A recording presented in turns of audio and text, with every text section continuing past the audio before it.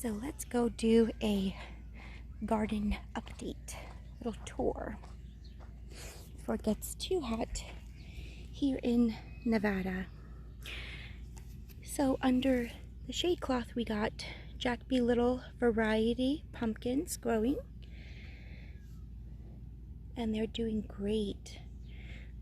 These guys are almost ready to be repotted into a larger container. I'm just waiting for some of them to get their third leaf before, and then we still have some germination right here, but they are doing absolutely great. These guys, I like to sell them in the market, in the farmer's market, and I like to decorate them for the holidays, so I'm excited for them. We have over here zinnias growing. Those are the big reds zinnias, and they're germinating and doing great. Petunias are still blooming and still producing. We're having, our lavender has slowed down in the heat, but they're doing a lot better under the shade cloth.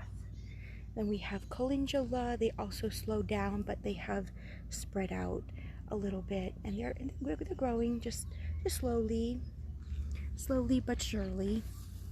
We have right here green beans, and I got their trellis in their containers, and they're doing great. I have a bunch of them growing in there, so they're just gonna all support each other and climb. So I'm excited. Sunflowers. We have a mixture of Russian mammoth sunflowers. These guys are the Queen Anne sunflowers. We have a lot of red sunflowers, and as you can tell from the bottom of the stems, you see how they have that color.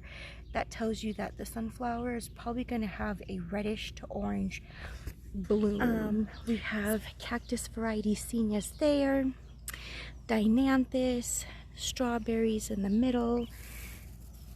They are producing, but slow as well. They're producing slowly this year.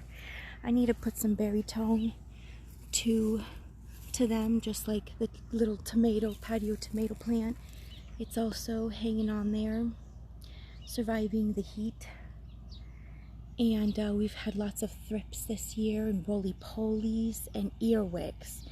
I'm battling those 3 pests right now. So, and even in the heat, they are not. I'm gonna still battle these pests until we hit 115 degrees. Then that's when all the pests die. And then the plants thrive actually a little bit better. Here are the containers of the wildflowers that I bought. So here we have zinnias, we have vinca coras, we have starflower in pink and white, and we have impatience. And I love this color. It's like an orangey white stripe. It's just absolutely gorgeous. Love that. So they're thriving. They're doing great under the shade cloth. They're doing great in the container. And we also have the next container, which is also more vinca coras in pink, impatience, and like a fuchsia purple. We got also vinca coras in like a purple with a white tone. So pretty.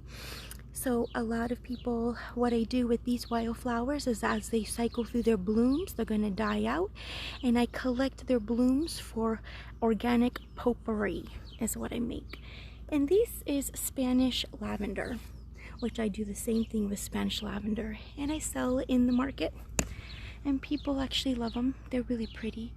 When they actually dry really pretty. They dry closed, but they still keep the color. So this is the blue and the yellow wildflowers that I did get. Look at that true blue, guys. I just love that blue. It's so vibrant. So they're hanging in there in the heat. They're doing okay. This is called the Mexican hat, Mexican gold. It's a wildflower that has a really cute little dainty yellow and orange and yellow tone flowers. So cute. Love them. And I do the same thing with them. When they go through their bloom cycles, I use them for organic potpourri. We have carrots. Carrots are getting big. Carrots growing in the crate. We also have, I believe it's tomato. Tomatoes growing with the carrot. It's a self-seeded tomato, so I don't know, I'm letting it grow. But they're starting to fill in the crates. And then this is also wildflowers that are also bring in the pollinators. Once they bloom, we're going to see the colors and varieties. And then we have sweet onions that are, they're not doing the best, but they're okay. That's a potato. But our cucumber, the cucumbers are growing in a box, guys. Cardboard box. This is pickling cucumber. It's pretty short. I don't think it's gonna get any taller. It might get a little bit, but I don't see it getting anything bigger. We're probably going to have little baby like dill pickle size, like the snack kind is what I'm going for, so that way I can jar and make pickles.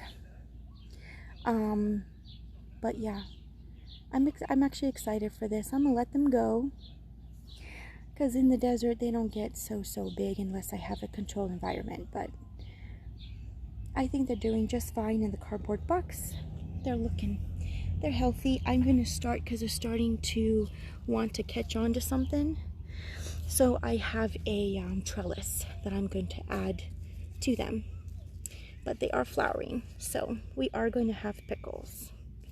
So I know a lot of people would say, top them, and you'll get more. But the thing with that is why I don't top. So I agree with topping when you want to have a mass production of something. You want the plant to branch out and you want more quantity of what it's producing for you, then yes, top. But because we are RV life, I don't have a huge fridge. We don't have a huge pantry or space to store anything. We pretty much, I grow and we pick and we eat. So whatever the plant produces for us, we come out to the garden, pick what we eat for the moment, cook it, eat it. That's how we do it. So this is a perfect size for us. I know a lot of people say it's small. It is small, but it's perfect for our lifestyle. And these are cool. These are carrots. So these are the this is going to be also another carrot. This is the carnival carrot, so it's the carnival melody with the different colors, and they're germinating and they're growing. I am gonna fertilize them again because I don't want them to bolt, but they're underneath this huge massive tree, so they're under part shade, so I think they're going to be just fine. And then this is the gladiolus. The gladiolus are putting some growth. I don't know about the blooms. We'll see. I hope we get blooms. I hope we do. It's a little fly taking a break right there. But they have put some growth underneath the tree, and they're also in part shade, so they'll be fine for the summer. This was spinach. It bolted. I don't think it's going to give me any kind of more growth. It bolted. I don't know if I should keep it, start over on something different. I think I'm going to start over on something different and grow, because I need to grow more filler flowers so that way I can focus on bouquets and for selling.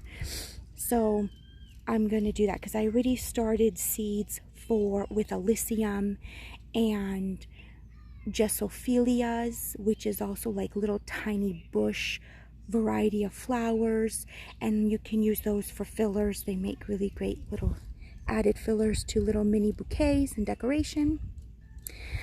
So I think I'm going to do that here too. But yep, there's the garden update.